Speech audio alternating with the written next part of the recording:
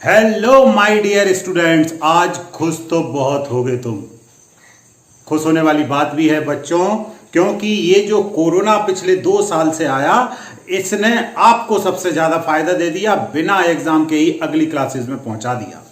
लेकिन पिक्चर अभी बाकी है मेरे दोस्त। ये मत सोचना कि 11th पास कर ली या 9th पास कर ली तो जिंदगी की सभी परीक्षाएं पास हो गई, क्योंकि अब आने वाली जो परीक्षाएं हैं और कठिन होती जाएंगी। और सबसे बड़ी परीक्षा जो होती है वो होती है जीवन की परीक्षा, तो उसे भी देना है। उसमें ना कोई पेपर होते हैं, ना कोई सवाल होते हैं, बस जिंदगी हर घड़ी परीक्षा लेती रहती है। तो बच्चों, अभी नया जो स्कूल का सेशन है 2020-21 जो कहलाएगा, वो सेशन शुरू होने वाला है। आज जो हमारा ऑफिस होता है, हेड ऑफिस होता है, जो कक्षा 9 से 12 तक की पूरे शासकीय स्कूलों की व्यवस्था को बनाता है, जिसे हम डीपीआई या लोक शिक्षण संचालनालय कहते हैं, उसके द्वारा कक्षा 9 से 12 तक के स्कूलों को किस प्रकार खोला जाएगा, एक पूरी प्रोसेस उन्होंने यहां पर लॉन्च कर दी है। इस प्रोसेस के अंतर्गत 15 जून से आपका नया सत्र शुरू हो रहा है। जो नया सेशन होगा आपका, मतलब जैसे आप अभी पिछली साल मान लीजिए आप 9th क्लास में थे, तो अब आप 10th क्लास में आ गए हैं, तो 10th क्लास का जो नया सेशन है वो 15 जून से आपका स्टार्ट हो जाएगा। अब 15 जून से जब सेशन चालू हो रहा है, तो अब इसमें आपको करना क्या है, कल से क्या क्या चालू हो जाएगा, कौन कौन सी चीजें होंगी, क्लासेस कब से लगेंगी, उनके बारे में डिटेल में हम इस वीडियो में देखते हैं। तो अगले 5 मिनट आप बने रहिए मेरे साथ और एक एक चीज को बड़े अच्छे से समझ लीजिए, क्योंकि अब ये साल बहुत महत्वपूर्ण होने वाला है आपके लिए। कल से जो प्रक्रिया चालू की जा रही है, उस प्रक्रिया में सबसे पहला काम होता है नए सत्र के लिए प्रवेश या एडमिशन। तो कल से एडमिशन की प्रोसेस चालू हो रही है, जो 15 जून से प्रारंभ होकर 30 जून तक चलेगी। तारीखें याद रखना अच्छे से।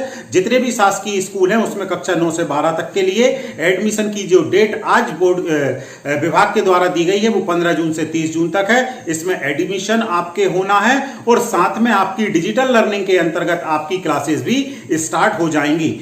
कौन कौन सी क्लासेस होंगी, किस प्रकार से वो प्रक्रिया होगी, आगे वीडियो में बताऊंगा मैं। लेकिन फिलहाल तो कल से आपको फोकस कर लेना है कि 15 जून से आपके एडमिशन स्टार्ट हो रहे हैं। तो आप सभी जो भी अगली क्लास में पहुंचे हैं, तो अपने विद्यालय को पहुंच जाएं, वहां पर संपर्क कर लें। 15 दिन का वक्त है, ये भी हार्ड एंड फास्ट नहीं है कि कल ही सब जाके भीड़ लगा लेंगे। 15 दिन का वक्त है, आप जाके अपना एडमिशन जरूर करवा लें। अब एडमिशन करवाने में क्या क्या प्रोसेस होगी, उसके बारे में मैं थोड़ा सा शॉर्ट में यहां पर बता देता हूं। एडमिशन जो 9वीं से 12वीं तक होंगे, उनमें जो 8वीं पास बच्चे मिडिल स्कूलों के थे वो 9th में आ गए होंगे, जो 9th पास थे वो 10th में, 10th वाले 11th में, 11th वाले 12th में। इस प्रकार की व्यवस्था होगी। तो जो 8वीं के बच्चे हैं जो पास हो चुके हैं, वो तो काफी पहले ही मार्च में ही संभवतः उनका रिजल्ट मिल गया था, तो वो लोग सीधे स्कूल को जाएंगे। स्कूल में जाने के बाद जो स्कूल की प्रक्रिया होगी, जो वो वहां पर आवेदन पत्र मिलेगा या जो भी प्रोसेस स्कूल की होगी, उस प्रोसेस को फॉलो करते हुए अपने डॉक्यूमेंट्स लेके जाएं। कौन कौन से डॉक्यूमेंट्स लेके जाना है मैं भी आपको बता दूंगा। उनको ले जाकर आपकी टीसी आपको लेके जाना है, तो टीसी को जरूर लेके जाएं। टीसी तत्काल नहीं भी मिलती है तो कुछ समय बाद वो हम दे सकते हैं, कुछ दिनों के बाद। तो आप टीसी को लेकर 8वीं वाले बच्चे पहुंच जाएंगे। 9th में सभी का एडमिशन हो जाएगा। 9th में जो बच्चे थे वो सभी बच्चे कोरोना के कारण पता है हमको कि वो पास हो गए और सब 10th में आ गए हैं, तो 9th वाले जितने भी बच्चे थे उन सबका एडमिशन 10th में होगा। जो 10th वाले बच्चे थे जिनका रिजल्ट नहीं आया है, अब ये यहाँ पर दिक्कत आएगी कि सर हमारा रिजल्ट नहीं आया, तो बिल्कुल रिजल्ट से आपको घबराने की बात नहीं है। आपका प्रोविजनल एडमिशन 11th क्लास में होगा। आप स्कूल जाए, वहां पर आपको प्रोविजनल एडमिशन मिल जाएगा। जब आपका रिजल्ट आ जाएगा तो आप अपनी 10th की जो मार्कशीट होगी उसको स्कूल को सबमिट कर देंगे। फिर अगली बात, अब यहां पर 11th वालों के मन में होगा सर हमको सब्जेक्ट क्या लेना है। तो भाई ये सब्जेक्ट लेने का जो है आप तो डिसीजन लेंगे ही, लेकिन आपके जो 10वीं क्लास में जो अर्धवार्षिक परीक्षा स्कूल में हुई थी, उसमें जो आपके नंबर आए थे ना, वो भी इसमें निर्णायक रोल निभाएंगे। मान लीजिए कि आपके 35% या 36% आए थे, आप जाके कहते हैं मुझे मैथ चाहिए, तो संभवतः आपके स्कूल के जो टीचर होंगे वो थोड़ा सा यहाँ पर कहेंगे कि नहीं आपका परफॉर्मेंस अच्छा नहीं था, तो आपको मैथ देने में असुविधा होगी। तो ऐसी स्थितियां होंगी, तो आप अपना डिसाइड कर लें किस सब्जेक्ट को कर पाएंगे, कौन से में रुचि है आपकी, और आपके अर्धवार्षिक के जो मार्क्स होंगे टीचर से कंसल्ट कर लें, उनके साथ बैठ जाएं। एक हार्ड एंड फास्ट ये ना बना मैथ लेना बायो लेना, मैथ लेना बायो लेना। सब्जेक्ट सब बराबर होते हैं, सबका अच्छा वेटेज होता है, सब में अच्छी लाइन है। कौन से सब्जेक्ट में कहां तक जाएंगे, एक अगले वीडियो में बताऊंगा मैं किस सब्जेक्ट से आप क्या कर सकते हैं। तो आप सब्जेक्ट को लेकर ऐसा ना सोचें कि आर्ट्स ले लिया बुरा सब्जेक्ट है, सबसे ज्यादा अफसर तो आर्ट्स से ही बनते हैं। तो आप किसी भी सब्जेक्ट को चुनें, लेकिन उसमें अपना अच्छा परफॉर्म करने की कोशिश करें। 11th वाले जो बच्चे थे वो सभी बच्चे पास हो गए, तो वो सब सीधे कहां पहुंच जाएंगे, 12th में। अब अगली बात कि मान लीजिए जो फेलियर्स थे, मान लीजिए 9th में एक क्लास पिछले साल फेल हो गए थे, इस बार रीएडमिशन हुआ था, तो अब इस बार कोरोना से पास हो गए हैं, उनका क्या होगा। तो इसके बारे में बच्चों अभी डिटेल में स्टडी तो नहीं आई है, कोई रिपोर्ट नहीं आई है, लेकिन उन सबको प्रोविजनल एडमिशन अगली क्लास में दे दिया जाएगा और आगे कोई भी जो नोटिस आएगा वो आपके साथ शेयर किया जाएगा। तो अब जब आप एडमिशन के लिए जा रहे हैं तो कुछ दस्तावेजों की आवश्यकता होती है। तो आपको कौन कौन से दस्तावेज लेकर जाना है स्कूल जहां एडमिशन होगा। देखो एडमिशन दो प्रकार से होती है। 8th में थे आप, 8th से 9th में आए हो, तो मान लीजिए कि हायर सेकेंडरी स्कूल है, नए स्कूल जा रहे हो, तो वो पहली बार आप एडमिशन ले रहे हो। और कुछ बच्चे ऐसे होंगे 9th में भी वहीं पढ़ते थे और 10th में भी वहीं पढ़ेंगे। तो जो नए प्रवेश वाले बच्चे हैं उनको टीसी की आवश्यकता होती है, तो टीसी प्राप्त कर लें। और टीसी के साथ जो मुख्य दस्तावेज आपके होते हैं, जैसे आपका आधार कार्ड हो गया, जैसे आपकी अंक सूचियां पूरी क्लासेस की जो भी आपने पास की हैं, मान लीजिए आप 11th में एडमिशन के लिए जा रहे हैं तो 10th की अंक सूची लगेगी, 9th की लगेगी, जो भी आपकी अंक सूचियां उन सबकी फोटोकॉपी करा लें। आपका राशन कार्ड, यदि आप बीपीएल कैटेगरी में आते हैं तो उसकी फोटोकॉपी लगेगी। आपकी जो समग्र आईडी होती है, एसएसएम आईडी भी जिसे कहते हैं, उसको लेके जाए साथ में। आपका बैंक खाता जो होता है, क्योंकि आपको स्कॉलरशिप भी मिलती है तो बैंक खाते की प्रविष्टि भी करनी होती है, उसको साथ लेकर जाएं।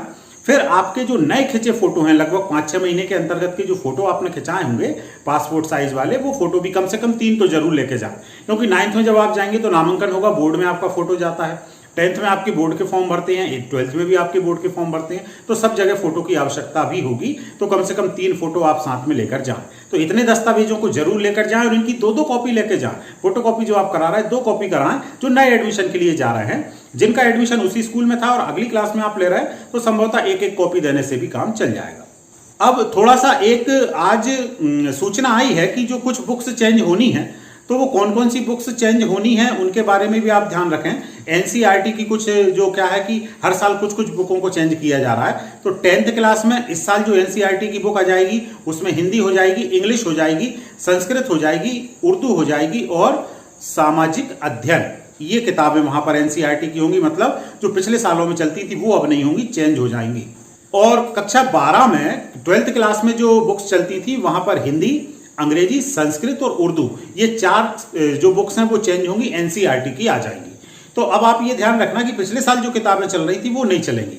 हाँ, आप जब एडमिशन के लिए जा रहे हैं तो आपको जो किताबें स्कूल ने दी थी उन किताबों को आपको जमा करना है, तो साथ में लेकर जाएं।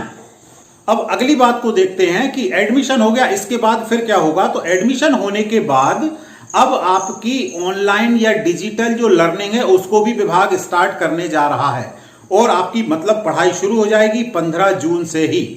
कक्षा 10, 11, 12 इनकी 15 जून से ही पढ़ाई शुरू हो जाएगी। पढ़ाई कहां से शुरू होगी? आपके स्कूल के द्वारा आपके जो डिजी लैब के ग्रुप बने होंगे व्हाट्सएप पे, वो बना दिए गए होंगे, उसमें आपको सामग्री मिलने लगेगी। साथ में जो डीडी मध्य प्रदेश है, जो दूरदर्शन का मध्य प्रदेश चैनल है, उस चैनल पर भी कक्षावार कार्यक्रम आएंगे। तो 9वीं, 10वीं, 11वीं, 12वीं इन सब के लिए कार्यक्रम आएंगे। कार्यक्रम का टाइम टेबल क्या होगा वो आपकी स्क्रीन पर आपको इस समय दिख रहा होगा कि कौन सी क्लास के लिए कितने बजे से कार्यक्रम आएगा। साथ में डीडी मध्य प्रदेश जो चैनल होता है, कई लोगों को पता नहीं है कि हमारे डीटीएच पे नहीं आ रहा है, तो आपके पास जिस भी कंपनी का डीटीएच होगा सब पर डीडी मध्य प्रदेश चलता है। ये भी आपको अब डिस्प्ले हो रहा होगा अपनी स्क्रीन पर कि कौन से केबल नेटवर्क में किस नंबर पर उस चैनल को देखना है। तो वहां से आप उस पर कार्यक्रम को जरूर देखें, वो अपनी पढ़ाई को, आपकी पढ़ाई जो है उसको शुरू करने के लिए बहुत अच्छा रहेगा। फिर अगली बात, अब आपका जो पिछले साल का सिलेबस था वो भी संभवतः बहुत अच्छे से नहीं हो पाया, तो यहां पर विभाग ने सबसे पहले सोचा है कि वो एक ब्रिज कोर्स मतलब जैसे मान लीजिए आप 9th में थे, अब आप 10th में आ गए हैं, तो 9th और 10th, 9th में आपने कम पढ़ा, 10th में अब आप आ गए हैं, 10th की कई कॉन्सेप्ट हैं जो दिक्कत देंगे, तो 9th और 10th को जोड़ने के लिए एक छोटा सा पाठ्यक्रम बनाया गया है जिसे ब्रिज कोर्स कहा गया है। तो सबसे पहले शुरुआत के 15 दिनों में उस ब्रिज कोर्स को ही कंप्लीट कराएंगे ताकि अगली क्लास के सिलेबस को आप पकड़ सकें, उसके साथ दौड़ सकें, क्योंकि अब आपको विषय के साथ दौड़ना होगा, भागना होगा। तो उम्मीद कर रहा हूं कि मेरी बातों को आपने अच्छे से समझा होगा और समझने के बाद अब आप सीरियस भी होंगे, क्योंकि 2 साल से पढ़ाई में आप थोड़े से लापरवाह भी हो गए हैं। परिस्थितियों का दोष है, दोष आपका नहीं है। तो अब आप क्या करें, अब आप अपना एडमिशन करा लें। सबसे पहले बुक्स की व्यवस्थाएं कर लें, संभवतः स्कूल से मिल जाएंगी, आ गई होंगी स्कूलों में, नहीं भी आई होंगी तो स्कूल वाले अरेंज कराएंगे, जो बच्चे जमा करके जा रहे हैं उनसे आपको दे देंगे। क्लासेस आपकी चालू हो जाएंगी, चाहे वो दूरदर्शन से हो चाहे व्हाट्सएप के माध्यम से हो, आप क्लासेस को अटेंड करें। थोड़ा थोड़ा जो भी मिल रहा है उसको पढ़ना शुरू करो। सरकार की, विभाग की, सभी की ऐसी मंशा है कि 15 जुलाई से, आज हमारी जो सीपीआई मैडम है उनके द्वारा भी बताया गया कि 15 जुलाई से क्लासेस खोलने पर विचार चल रहा है, और सब कुछ अच्छा रहा, ठीक रहा तो ये क्लासेस भी स्टार्ट होंगी, और बहुत जल्द आप और मैं उन क्लासेस के अंदर होंगे। आप पढ़ रहे होंगे, मैं पढ़ा रहा हूँगा, और हमारा ये जो सेशन है, उम्मीद करते हैं, ईश्वर से प्रार्थना करते हैं कि अच्छे से सेशन चले, अच्छे से एग्जाम हो। तो सबको शुभकामनाएं अपने इस साल के लिए, अपने पूरे फ्यूचर के लिए। बहुत बहुत धन्यवाद सभी का।